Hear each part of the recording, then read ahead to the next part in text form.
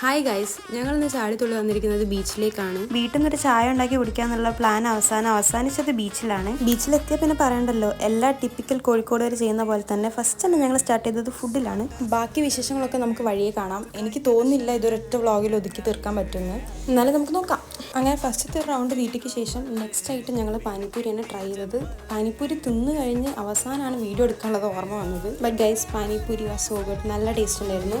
പിന്നെ ചാട്സൊക്കെ ഞങ്ങൾക്ക് പൊതുവേ ഫേവറേറ്റ് ആണ്. സോ അത് അടിപൊളിയായിരുന്നു കേട്ടോ. പിന്നെ ഞങ്ങൾ ചായ വാങ്ങിച്ചു. പിന്നെ ഇതായി കാണുന്ന ഐറ്റംസ് ഒക്കെ വാങ്ങിച്ചിട്ടുണ്ട്. നമ്മൾ വാങ്ങിച്ച ഇത്രയും ഐറ്റംസിൽ ആ ഗ്രീൻ പീസ് ഇല്ലേ, അത് ഭയങ്കര ഫ്ലോപ്പ് ആയിരുന്നു. ഒരു ടേസ്റ്റ് ഉണ്ടായിരുന്നില്ല. ഞങ്ങൾക്ക് ആർക്കും അത് തീരെ ഇഷ്ടപ്പെട്ടില്ല. വളരെ സന്തോഷത്തിലാണ് ഗൈസ്. തിന്നാൻ വേണ്ടി വയറ് ഫ്രീ ആക്കി വന്നു.